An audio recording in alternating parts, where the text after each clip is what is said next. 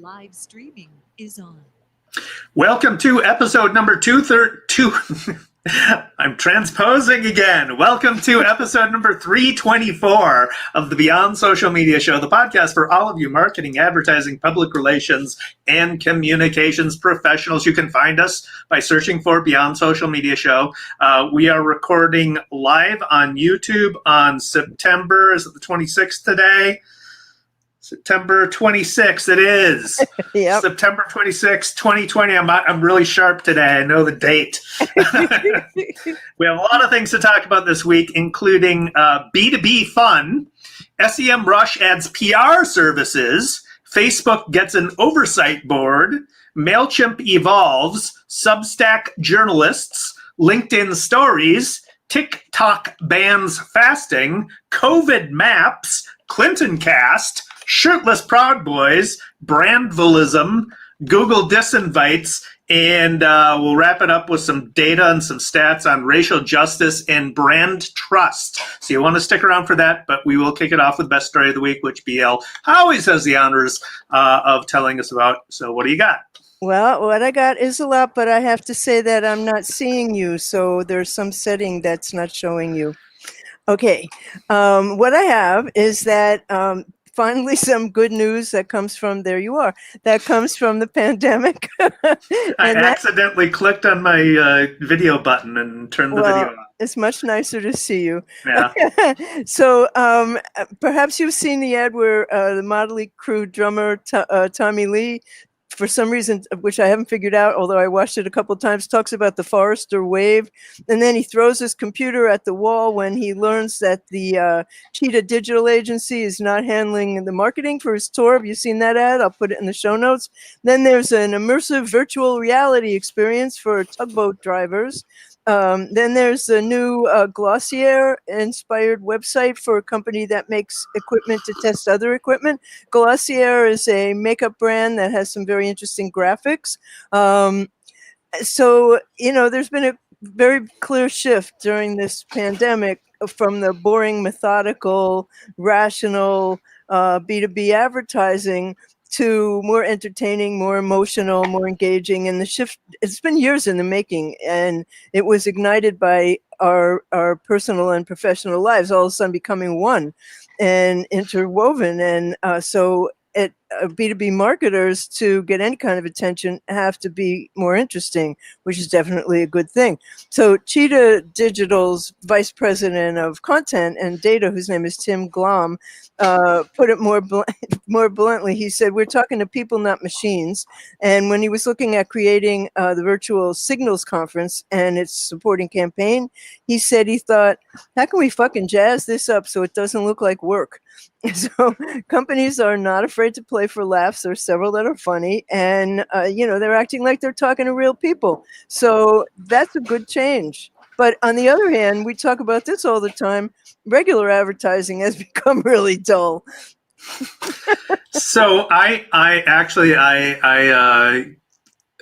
take contention with the premise of the article that B2B advertising was dull and boring, and now it got exciting because advertising all of a sudden is doing something differently. B2B has never been dull. It is. I love it. I went from an agency where it was mostly consumer stuff to an agency that was mostly B2B stuff, and B2B stuff is far more fun to do because it's more challenging, it's more demanding. They actually, it's not all top of the funnel awareness stuff where you don't measure anything. It's get results kind of thing. So I kind of question the premise of it. Well, when you think about the corporate advertising that's filled with stock photos and that has cheesy music, and then you compare it to Tommy Lee from Motley Crue throwing his computer at the wall, that's something we really haven't seen before. And so maybe you were working on corporate advertising that was fun, but a lot of the rest of the world wasn't, So here's a B2B story that's fun. LinkedIn stories have finally arrived. So everybody's got stories. LinkedIn is late to the game, but they've started rolling out stories on LinkedIn. This is a TechCrunch article by Ingrid London, who says they've arrived. They started rolling out in the U.S. and Canada, and then they are going to expand globally from there. So it's their own version. I have got it. I haven't posted anything yet, but I looked at the features. Looks like a stories feature. They are also updating their messaging service with video chat, and they're rebuilding their search feature, so there's a wider set of parameters. LinkedIn's search function has always been amazing, and so them adding more parameters, more things that you can search and filter by is a good thing. But there you go, LinkedIn stepping up with the stories. You always get features before me. I don't know why. And you know the Twitter feature where you could do voice recording, they took that away. They found that really didn't work. That was not a good one. So I never got it. But I think they were integrating it into DMs now. I think I saw that. Are they? Okay. So this past week, Facebook's bluff got called. Tired of waiting for Facebook to create the oversight board that they announced in April, several industry experts formed their own oversight board, which they call the Real Oversight Board. So this is from an NBC News story from Olivia Solon. And that was a little bit of New York for you. They call it the Real Facebook Oversight Board. It's got 25 experts from academia, civil rights, politics, journalism, and they're going to analyze and critique Facebook's content moderation decisions, their policies, and the other platform issues as the run-up comes to the election and then beyond. And Zuckerberg had promised to create this board in April, and it is created, but it won't be making decisions before the election. So we had discussed Facebook's announcement of the board in episode 307 back in May. And so the Real Facebook Oversight Board is holding its first live meeting October 1st, and it's hosted by Kara Swisher, who's really getting around, who's got her new podcast going. And Facebook's board is restricted because they only review, the Facebook Oversight Board only reviews content after it's up. They only take it down after they see it, where, rather than deliberating about it, should it be there at all. So that's sort of an issue. So the new board is started by critics. It's developed by a group called the Citizens, which is a UK-based advocacy group founded by the Guardian and Observer journalist Carol Cadwallader, who you'll remember because she was the one who investigated Facebook's data sharing that led to Cambridge Analytics and made it a household name. And so she sees the emergency group as a real-time response from an authoritative group of experts to counter the spin that Facebook is still putting out. And unsurprisingly, Facebook isn't welcoming them. Cadwallader sees the board as a brain trust that brings together experts to scrutinize Facebook's decisions in a public forum. And unlike the company, unfortunately, none of the Real Oversight Boards going to be binding on Facebook. So they're going to be able to talk about what they think, but they can't make Facebook do it. So, but they're going to have public weekly Zoom meetings, and they're going to include political advertising, the networks of bot activity, the organization of militias through the events pages, the discrimination of QAnon, conspiracy theories, and they're going to talk about the algorithmic amplification of disinformation. So their findings, their meetings will be public, which everything in Facebook happens behind closed doors, and we find out what they want us to find out. So, in terms of Facebook, they're not happy about this. And when the company learned about it, a representative tracked down the people who funded the Citizens at a philanthropic group called Luminate, which is part of the Omadar group. and they wanted to express their disappointment according to people who knew about it. And so from Facebook, same old, doesn't cut it anymore. Got to.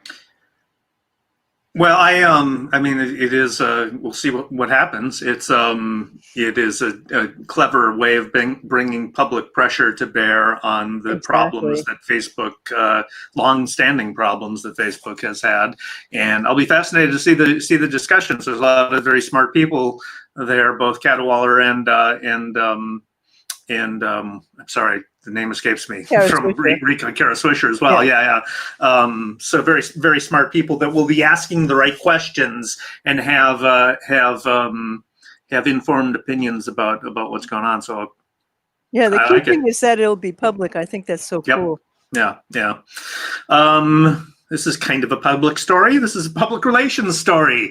This is from a press release from SEMRush, my favorite keyword research SEO content tool. They have acquired a company called Prowly. And Prowly is an earned media public relations, earned media software as a service, basically a competitor to Cission. They're based in Warsaw. And they offer brand content publishing capabilities, so you can create a brand magazine, for example. They have obviously the media influencer database like Cission does.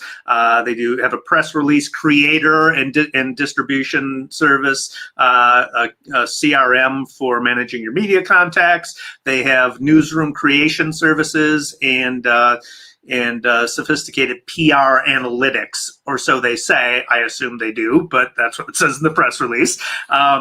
It will continue to operate as a standalone brand, Prowly will, but will also be tightly integrated into the SEMRush ecosystem, which I'm excited about because one, SEMRush is a fantastic tool, but two, it can get even more fantastic if there are indeed some sophisticated PR analytics that are integrated into the data you get through SEMRush.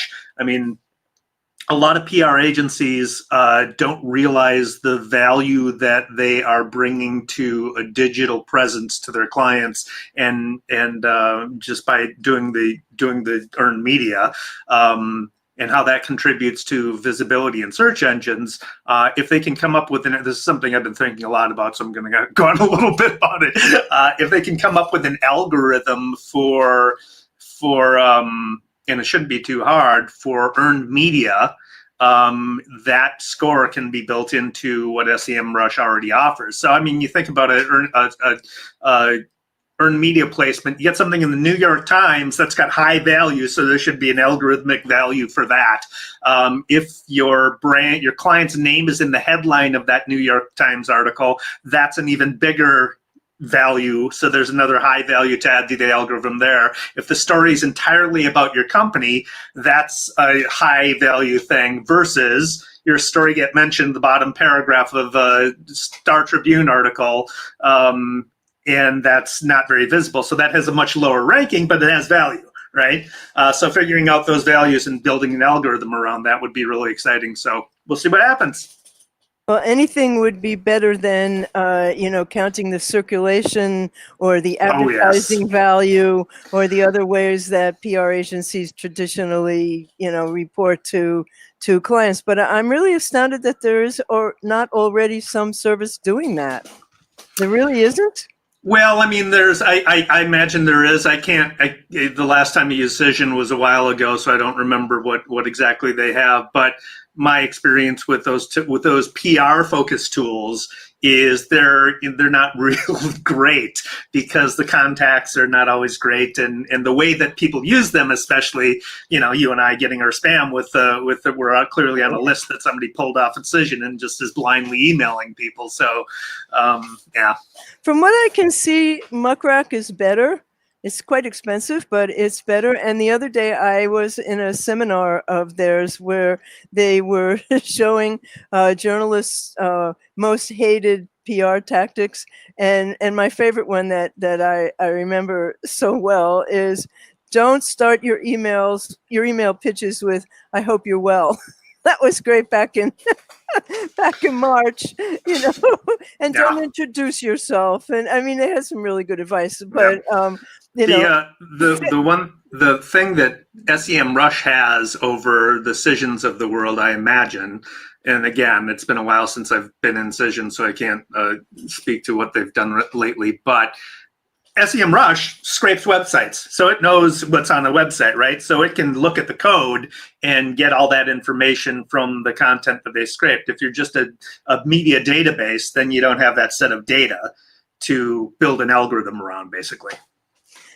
I don't know enough about them because I don't use them, but I think that Muckrack has some of that built in, but this sounds like it'll be more thorough. So this whole huge trend that's going on with journalists going to Substack is really interesting. And this past week, Casey Newton's leaving The Verge and taking his 20,000 member mailing list with him to Substack. Which is looking more and more like the future of journalism. And this is from a 1.0 article by Sarah Zhang. And, he obviously he made himself a good deal being able to take his mailing list with him. But as he pointed out, if of the 20,000, if 1,000 will pay him $100 a year for his content, he'll be doing just fine. And given the thoroughness of his journalism, I believe that more people will do that. He's one of the people I would actually pay for. And, there's a limit to how many subscriptions everybody can have. This is a question that gets talked about a lot. How many can you really pay for? And then, how many can you really read? I mean, so it'll be very interesting to see what happens with him. But he's getting so much earned media. He's everywhere this week and, talking about how this is the future of journalism. So obviously it was a really good split with The Verge and they were supportive of him. And I wish him absolutely the best of luck with this. Yeah, it is a fascinating development trend. I mean, we spoke about it with my Vikings former Vikings beat reporter who did Substack, and so yeah, I mean, there have been from the beginning of the rise of the internet, there have been journalists who have jumped on these platforms and built their own personal brand, and this is just another extension of that. I think this is a platform that makes that easier for them. Yeah, well, to make money off of it too. Yeah, I mean, getting well known by building your digital presence is one thing, but then monetizing it with Substack is the newest twist on that. So yeah, so interesting. So speaking of email, MailChimp has released a major update. And MailChimp has been evolving from its foundation or from its start in being an email marketing service to become a more complete marketing platform. They had a couple of years ago started integrating Facebook advertising into the platform, and they've had for a long time, they've had automated email campaign functionality and everything, but here's the latest version of it. They have released a bunch of new features, one of which is called MailChimp Smarts, and this is just basically their database. They have, an AI-powered engine built on their database of millions of small business customers, and what they say is over 2 billion marketing activities across those customers. So you think of all the businesses that have MailChimp newsletter and how people interact with those newsletters, what they open, what they click through on, all that stuff across all those customers creates a bunch of intelligence that you can use to apply to other customers in their campaigns. So that's something I've always liked about MailChimp, and they're making a big deal of it, which they should. Creative Assistance is a new feature, and this is basically you import your brand style and all your brand assets, your imagery and everything, and it will on the fly create designs for you that are consistent with what your brand looks like. So it takes content from your website, images, logo, blah, blah, blah, and creates different brands, different designs on the fly that you can use in social posts and so forth. They have a customer journey builder, so you can visualize and automate your customer's journey, how they based on how they interact with you. They have a subject line helper, so it's real-time feedback. As you're entering the subject line in your email, it'll give you real-time feedback on creating subject lines that can help increase your open rates. Next best action is recommendations on how to improve your campaign performance. Send time optimization they've had for a while, so this is, send when it's most likely to be opened. Purchase likelihood is something new, so send targeted campaigns to customers more likely to make future purchases. I wonder if this is tied with their Facebook advertising integration as well, if they're pulling in some of that data from your Facebook campaigns. I don't know. I will find out, so I'll report back. Product recommendations, and then they have content blocks of personalized products. So if you've got your MailChimp campaign account hooked up to your catalog in your customer database, then it's going to know what products your customers like, and personalize that content based on individual customers. So a lot of improvements there. Pricing wise, it didn't say anything about pricing, but they do have tiered levels of pricing. So I'm sure a lot of these aren't free. Well, I'm sure they're not. But a while ago, they started talking about how, they have this logo with the monkey and the chimp, and how they're more than that. And, until they change that in some way, a lot of people aren't going to get it. So this all sounds great to me, and I can't wait to try it. So this is also something new. TikTok has banned ads that are for fasting and weight loss supplements, and it's restricting those ads that promote harmful and negative body image. And that's a really cool thing. This is from a CNBC story by Megan Graham. And the reason that is so good is that its audience is so young, and so they want to have to have users not be exposed to that. And the users under the age of 18, of which there are a substantial number on TikTok, won't see ads for weight management products, and ads for older users are going to have to comply with other rules so that they don't promote a negative body image or dangerous diets. And they're introducing new policies to combat problematic and exaggerated claims in diet and weight loss products, and have stronger restrictions on the claims and references to body image. And that was in a blog post that they did. And they're also partnering, which I think is very cool, with the National Eating Disorders Association to connect those resources directly to the app. And that's a really good move on their part. Yeah, very good. There's another good move that is designed to protect you from harm. Google Maps is integrating a new layer into their maps. This is according to Engadget's Andrew Tarantola. So they are rolling out a new layer for maps that inform users of Google Maps whether there are new cases of of COVID are on the rise in areas that you want to go to. So as use Google Maps for directions and stuff. If you're taking a trip, vacation or something, you want to know where you're going to go. If you're going to pass through areas that are hot spots for COVID, you'll know about it now. It is displaying the 7-day average of new COVID cases per 100,000 people. And it notes whether the infection rate is increasing or decreasing in the area in question. The data comes from a bunch of sources, including Johns Hopkins, the New York Times, Wikipedia, which gets their data from the World Health Organization, national governments, and area hospitals. It will work for all 220 countries on the planet, and is rolling out on both iOS and Android this week. I checked, I don't have it, but the screenshot in the article has North Dakota as a hotspot and increasing in infections, which for those of you geographically challenged listeners, is right next door to Minnesota. So we're being inundated, we're surrounded by, anti-maskers, basically. Yeah. Oh, God. I also put this in good news.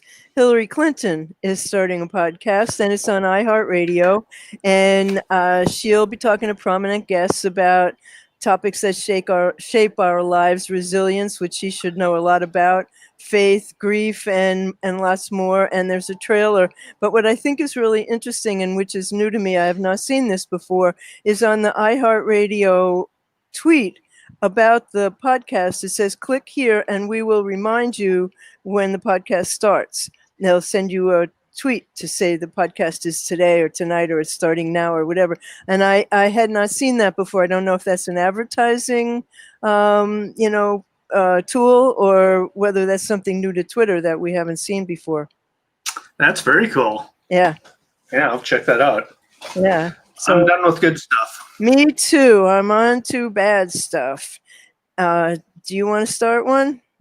What, you go? I got one. I think you got two. So. Well, this is really awful. The British shirt maker Fred Perry has announced that they're discontinuing American and Canadian sales of their shirt that the Proud Boys have adopted as their uniform.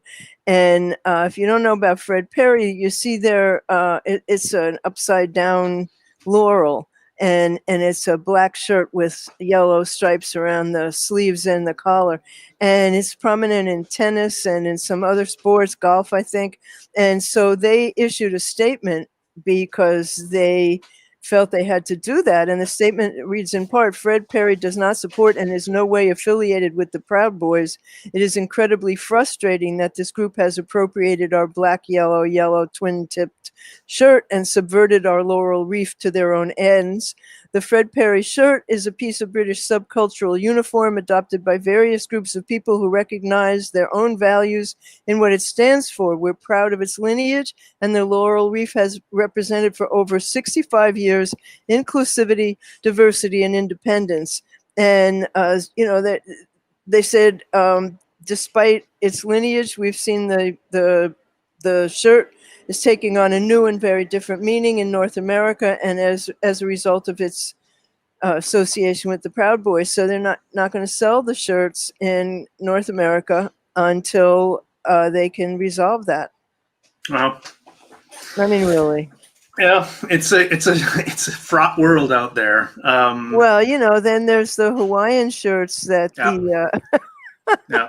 those Boogaloo boys wear. Yeah. I'm sure Jimmy Buffett doesn't like that.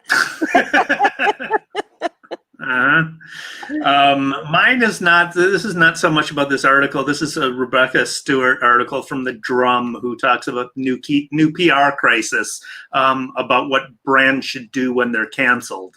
It's an interesting read, and it has some good advice for that situation, but.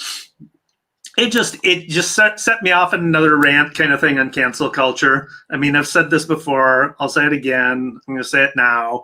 It has to stop. The cancel culture is it's out of hand.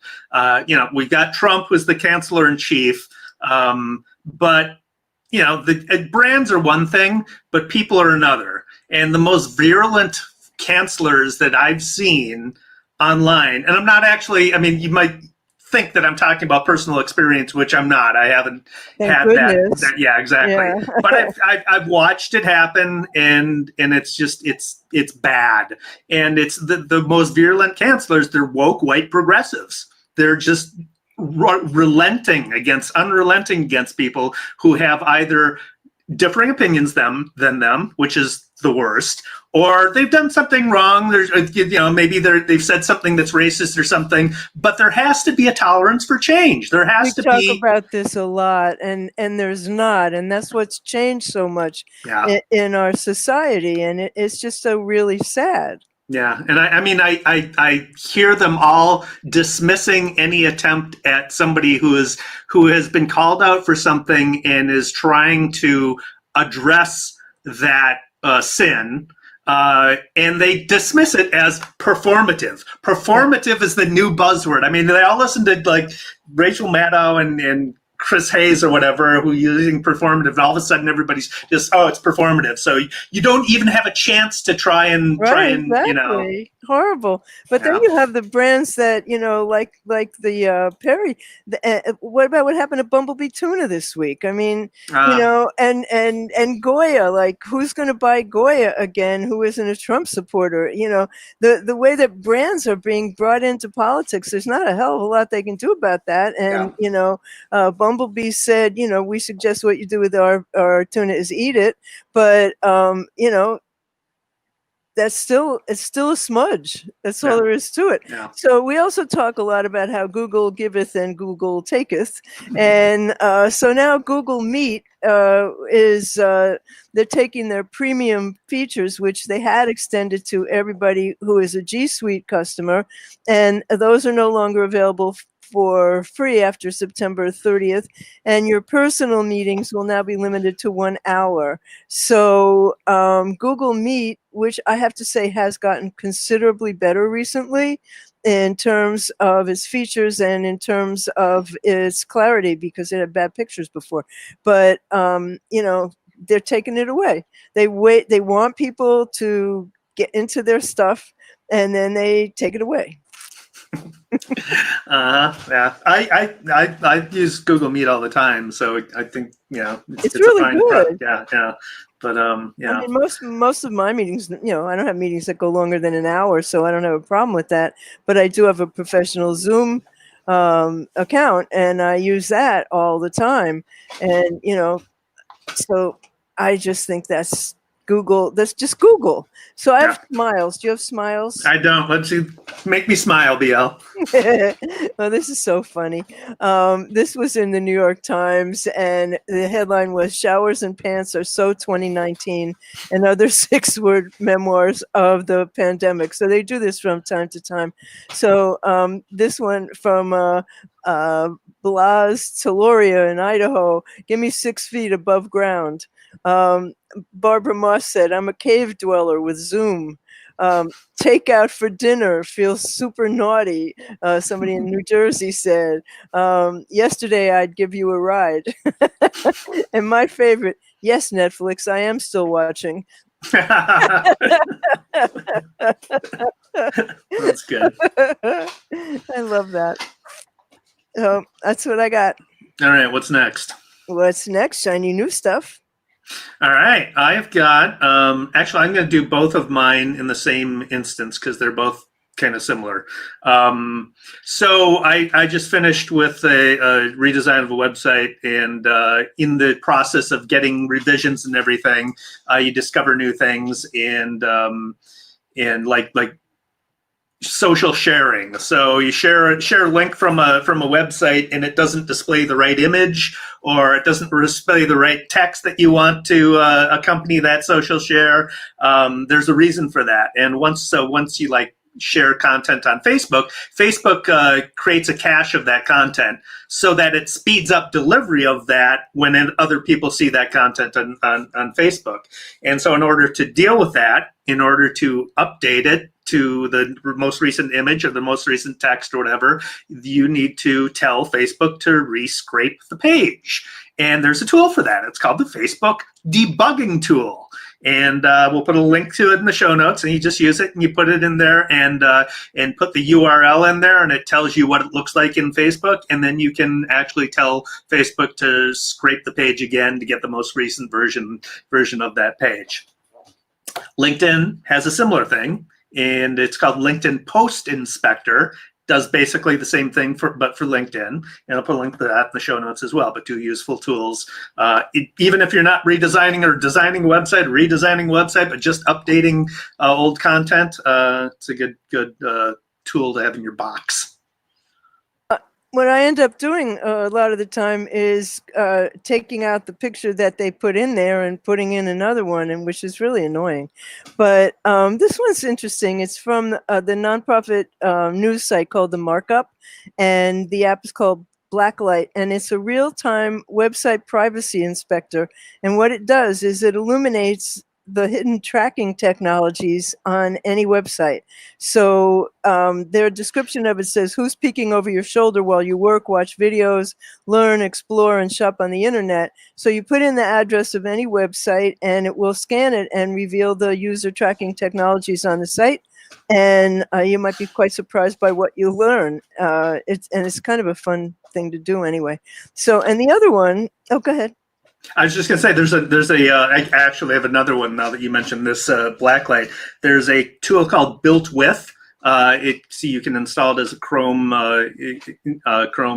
extension, and it tells you what kind of technology any website is using, including the track. So if there's a Facebook pixel on it, or it's using Google Analytics, or all of that, it'll tell you that, as well as if they're using WordPress or Drupal or a bunch of different technology related kinds of. Put that in the show notes. Yeah. Yeah, that sounds really great. So this one's just a fun one, really. This is from a How to Geek story by Marshall Gunnell. And Google and developers, they're always doing this. And he has in this article 36 Google Easter eggs and games that they have in search. And my favorites were, you type in anagram and it says, did you mean nagaram? Which is, of course, an anagram. If you search Google logo history, it will give you a deck that shows you all the stages of the logo, which are really interesting. And then if you search this, so silly, if you search recursion, which the dictionary defines as the repeated application of a repeated procedure or a definition, right beneath it, it says, did you mean recursion? Then you click on that and you get the same result. I thought they were going to send you to the Department of Redundancy department. No, that was fun. So I do have a project. Right. As you know, I'm working on working with ticks this year, and so I have a new tick ease video that came from many comments on the videos on the Tick Ease channel, with people saying, what do we need that thing for? I just pull them off with my fingers. So there's a video about why you wouldn't want to do that. And in it, Dan Wolf, who's the inventor of this, he points out that the scientist named Dr. Bergdorfer, after whom the pathogen in Lyme disease is named, after he touched a tick and rubbed his eye, he got a lesion on his eyeball. So you do not want to put your fingers on them. So.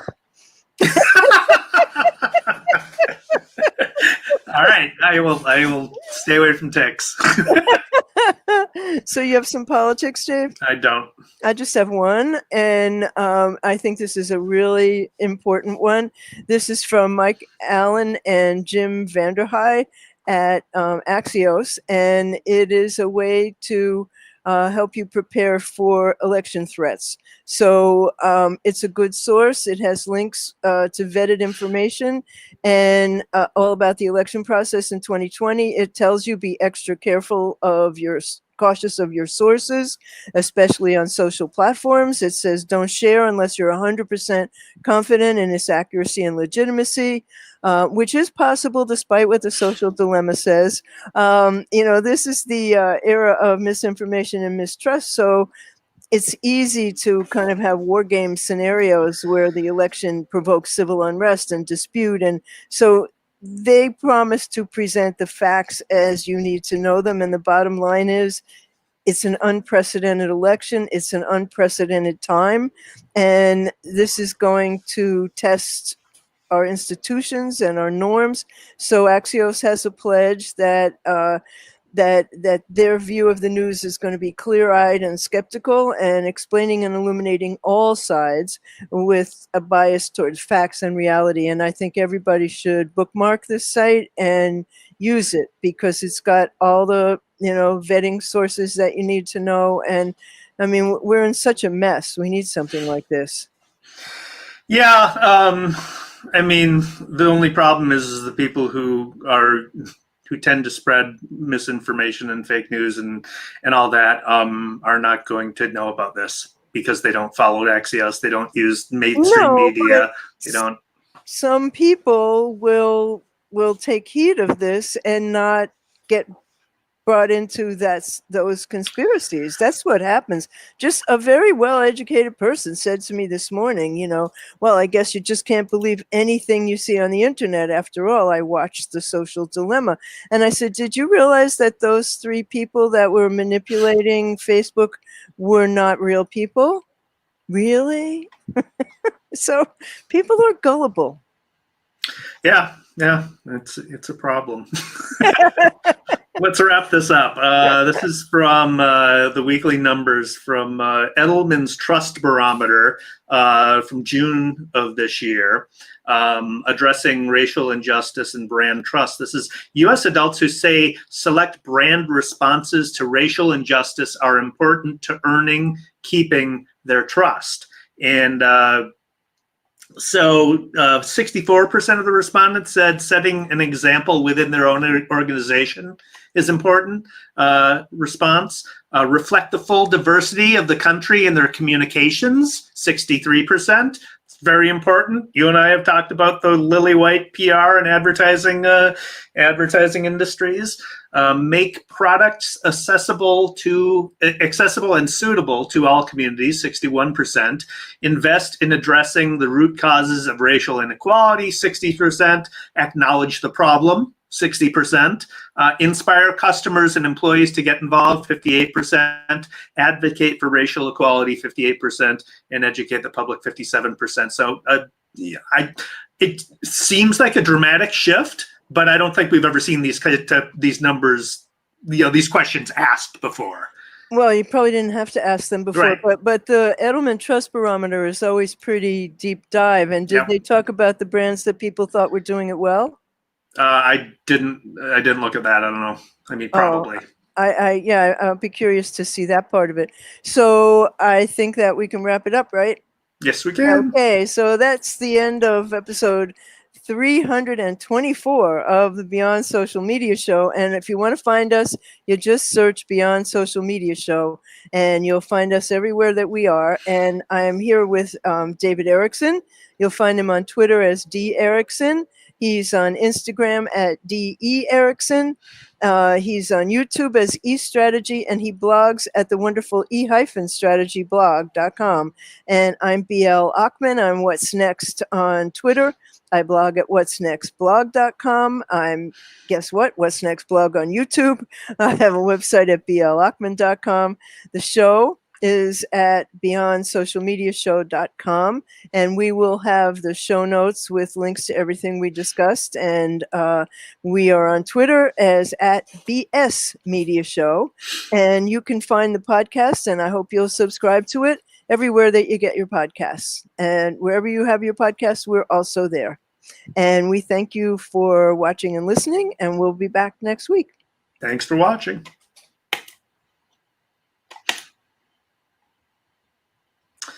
All right. So